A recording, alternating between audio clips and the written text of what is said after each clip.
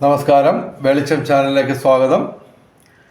2025 May 31 ശുക്രൻ രാശി മാറുന്നു, മേടൻ രാശിയിലേക്ക് മാറുന്നു. അപ്പോൾ ആ മാറ്റം ഏതൊക്കെ രാശിക്കാർക്കാണ് ഏറ്റവും കൂടുതൽ നേട്ടം ഉണ്ടാക്കുന്നതെന്ന് നോക്കാം. അതായത് ശുക്രൻ ശരിക്കും പറഞ്ഞു കഴിഞ്ഞാൽ 9 രാശികളിലും ഭാവങ്ങളിലും അനുകൂല ഫലം തരും. 6, 7, 10 ഈ ഭാവങ്ങളിൽ നിൽക്കുമ്പോൾ മാത്രമാണ് ശുക്രന് അനുകൂലമായിട്ടുള്ള ഫലങ്ങൾ തരാത്തത്. എങ്കിലും ശുക്രൻ ഒരു ശുഭഗ്രഹമാണ്. അപ്പോൾ അത് പ്രതികൂലമായിട്ട് നിൽക്കുന്നു എന്ന് നമുക്ക് പറയാൻ പറ്റില്ല. ഇവിടെ 9 രാശിക്കാർക്ക് നേട്ടമാണ് ശുക്രനെ കൊണ്ട് ഈ മേടം രാശിയിൽ നിൽക്കുമ്പോൾ. പക്ഷേ ശുക്രൻ മാത്രം അനുകൂലമായിട്ട് കാര്യമില്ല. ശുക്രനോടൊപ്പം ശുക്രൻ്റെ പ്രധാനപ്പെട്ട നേട്ടങ്ങളെല്ലാം തന്നെ കിട്ടണമെങ്കിൽ, അതായത് ശുക്രൻ്റെ നേട്ടങ്ങൾ എന്തൊക്കെയാണ് നമുക്കെല്ലാം അറിയാം. അതായത് ഒരു മനുഷ്യന് ആവശ്യമുള്ള എല്ലാ ഭൗതിക ലൗകിക സുഖങ്ങളും പ്രദാനം ചെയ്യുന്ന ഗ്രഹമാണ് ശുക്രൻ. എങ്കിലും ആ അനുഗ്രഹങ്ങൾ മുഴുവൻ കിട്ടണമെങ്കിൽ മറ്റ് ഗ്രഹങ്ങളുടെ കൂടി സപ്പോർട്ട് കൂടി ഉണ്ടാവണം. അപ്പോൾ അങ്ങനെ മറ്റ് ഗ്രഹങ്ങളുടെ സപ്പോർട്ട് കൂടി ഉള്ള 4 രാശിക്കാരെയാണ് ഞങ്ങൾ തിരഞ്ഞെടുത്തിരിക്കുന്നത്. പിന്നെ എല്ലാ ദിവസവും പറയുന്ന ഒരു കാര്യം പറയാം. അതായത് ഈ ജ്യോതിഷം പറയുന്നതിന് ദക്ഷിണ കൊടുക്കുന്ന ഒരു ആചാരമുണ്ട്. ദക്ഷിണ കൊടുത്തില്ലെങ്കിലും വലിയ കുഴപ്പമൊന്നുമില്ല, എങ്കിലും ഒരു 1-2% ഫലപ്രാപ്തി കുറയും.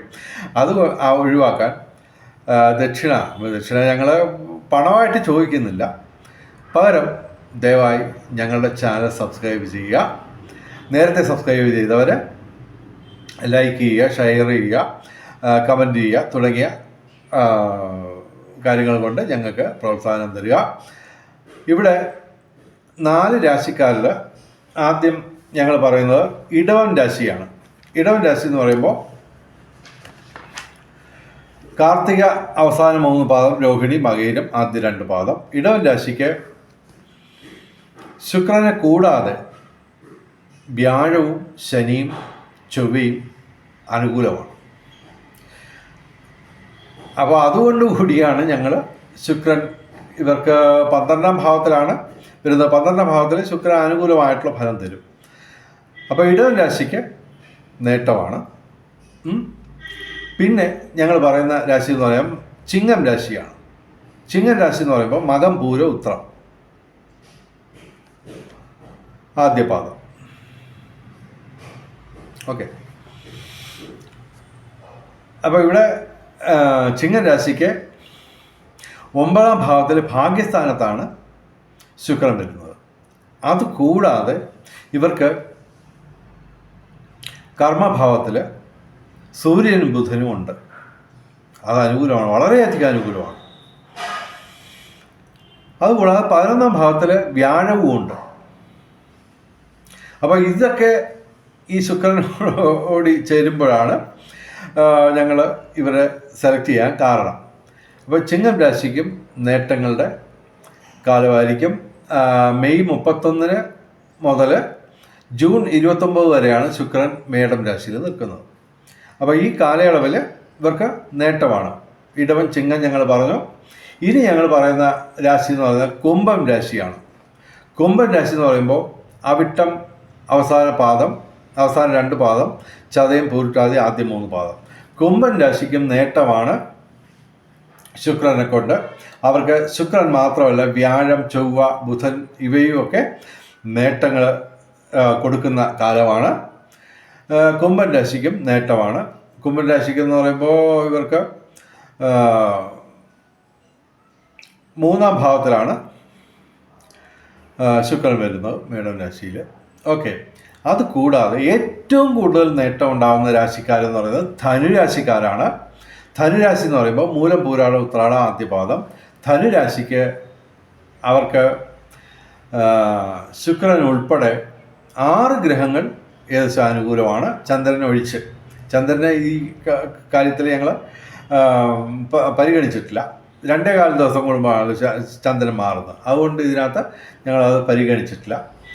സർപ്പം, ശിഖി, സൂര്യൻ, ബുധൻ, വ്യാഴം, ഇങ്ങനെ നിരവധി ഗ്രഹങ്ങളുടെ സപ്പോർട്ടും കൂടി ധനുരാശിക്കുണ്ട്. അതുകൊണ്ടാണ് ഞങ്ങൾ ധനുരാശിക്ക് ഏറ്റവും കൂടുതൽ നേട്ടം ഉണ്ടാകുന്ന കാലയളവ് ഈ മെയ് 31-നും ജൂൺ 29-നും ഇടയ്ക്ക് കിട്ടുമെന്ന് ഞങ്ങൾ പറയുന്നത്. പിന്നെ ശുക്രൻ അനുകൂലമല്ലെങ്കിലും ഇവിടെ തുലാം രാശിക്ക് 7-ാം ഭാവത്തിലാണ് ശുക്രൻ വരുന്നത്. 7-ാം ഭാവത്തിൽ ശുക്രൻ നിൽക്കുമ്പോൾ അവർക്ക് തീർച്ചയായിട്ടും ദാമ്പത്യ ജീവിതത്തിൽ നേട്ടം ഉണ്ടാവും. അതല്ല സംഭവം, ശുക്രൻ പ്രതികൂലം എന്ന് പറയാൻ പറ്റില്ല 7-ാം ഭാവത്തിലും.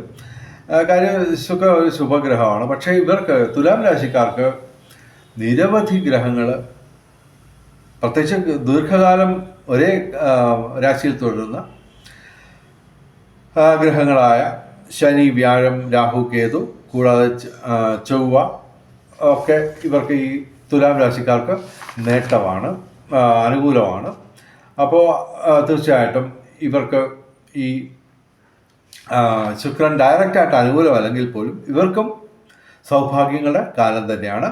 എന്തായാലും വെളിച്ചം ചാനലിൻ്റെ മുഴുവൻ പ്രേക്ഷകർക്കും സർവകാര്യ വിജയം, സർവവിധ സൗഭാഗ്യം, രാജകീയ സുഖഭോഗങ്ങൾ, അപ്രതീക്ഷിത ധനലാഭങ്ങൾ, അപ്രതീക്ഷിത സൗഭാഗ്യങ്ങൾ ഇവ ഗുരുവായൂരപ്പൻ അനുഗ്രഹിച്ചു തന്ന് എല്ലാവരുടെയും ജീവിതത്തിൽ വെളിച്ചവും ഐശ്വര്യവും സമ്പൽ സമൃദ്ധിയും വന്നു ചേരട്ടെ എന്ന് പ്രാർത്ഥിച്ചുകൊണ്ട് ഈ വീഡിയോ അവസാനിപ്പിക്കുന്നു. നമസ്കാരം, ശുഭദിനം.